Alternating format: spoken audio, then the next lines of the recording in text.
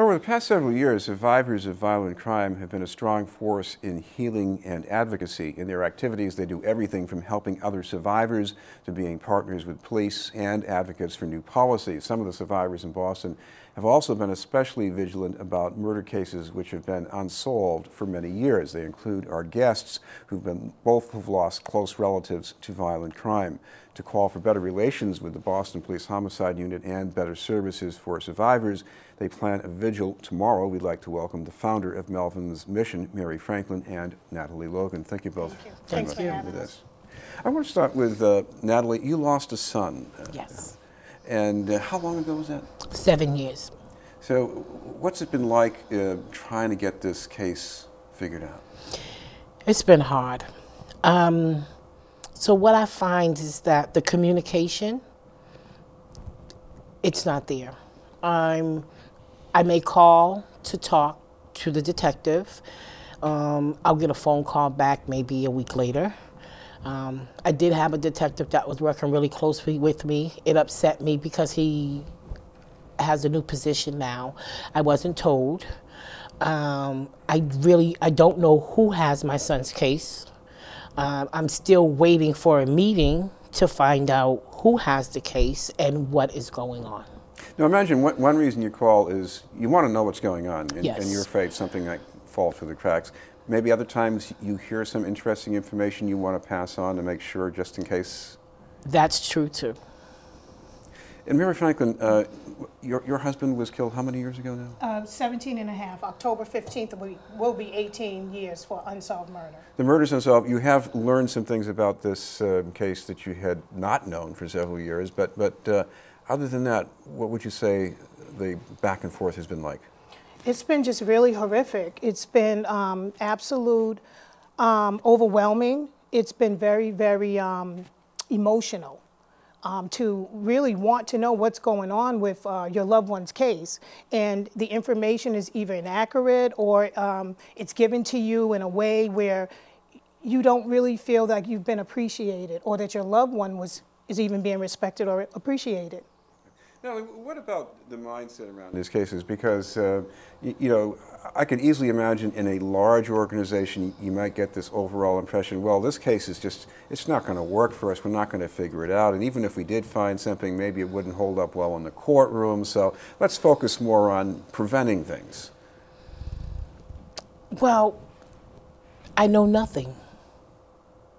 I know absolutely nothing about what's going on. And I've been lost for the last maybe 5 years. You know, like I said, you know, I'm calling, we'll have somebody call you back. I have been to the station in person because I needed to say, hey, listen, I need you to help me with this, and we're going to get back to you. Mary, what about you? Do you think these cases are getting enough of a, are they enough of a priority for the department, you think? No, I don't. I really do not think they are priority. I believe that some cases are pick and choose. And I really think that if women survivors of homicide would advocate for their loved ones, that it would put pressure on the homicide unit to take you seriously and really try to work together. And Chris, you know what? I really believe that working together is the key to this thing. The police can't do it all. We know that we can't, but if we all could come together, we could make a great impact. How do you feel about that, Nellie? I mean, on one hand, I know there are people in the neighborhoods, if they have a quality of life problem, kids drinking in the park, they advocate, and that seems normal, but you know, your problem's a lot more serious than that. Yes. You might say, I shouldn't have to advocate. Right.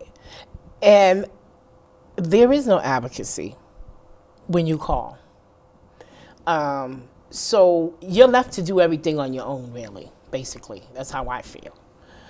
It just feels like I'm knocking at a door and there's no one there. Then when I do knock on a door and there is someone there, it's the wrong person. They can't help me still. And I just feel like if I don't get up and do something, then nothing's going to get done.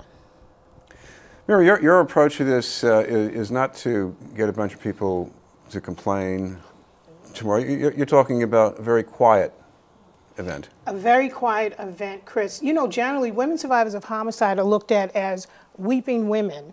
Or if you are interested in working on your loved one's homicide, you are sometimes perceived as aggressive in a place that you shouldn't be in. So tomorrow is none of that. It's about peace and quiet, a group of people, not just survivors of homicide, but other community people who are interested in what is going on in the homicide department and why a lot of these cases aren't solved and we can't work together. We're going to be there quietly, humbly. This is not to point fingers or be angry at anyone, but it's about bringing attention to that there is a problem in the Boston Police Department's homicide unit. Natalie, what about the importance of just keeping tabs with families in a better way? Because sometimes, let's say, if I were a detective, I might say, well, you know, keeping tabs, keeping a good rapport, that's almost like therapy. They might say, well, that's not a police department's job. I think that keeping tabs is one of the most important things. You just can't tell me today that, oh, you know, we went out in the area and, you know, we searched around and we talked to a few people in the development in the neighborhood and, you know, we still didn't come up with anything. So when do you go back? Yeah. You know, Mary, what I see here too, it's not just individuals like yourself and now. I see whole families, sometimes whole communities, right. And there's a difference between seeing that a case is taken seriously by authorities and a case where people feel, well, if they can't deal with it, then maybe somebody else will deal with it in a different way. Right, right. And I think, too, back to the advocacy speech, I agree with you. That is so important. Without the advocacy in that police department, where do we go? Who do we talk to? And again, I agree that it is not the police department's to babysit or therapy, but it is their obligation to make sure that we are taken care of because we are the loved ones that are left behind, these victims. You know, the thing is that we have given our loved ones to them. So in a sense, what do we get back? Well, we should mention that people should know about where this is going to be and what time if they want to take part. Thank you. Yeah, it's the Women Survivors of Homicide and Others Take a Silent Stand. It's going to be tomorrow, May 3rd at 5 to 6, just 1 hour at the Boston Police Department at 1 Stroder Plaza in Boston. We're going to be right there in the front area, and we're going to have a petition, and we're asking folks to come out, sign the petition for advocacy, for better communication, and a proper environment for interviewing when we're sitting in the rooms with detectives. Thank you both very much. Mary Franklin. Thanks for having us. And Natalie Logan. Thank you. We'll have more news in just a moment.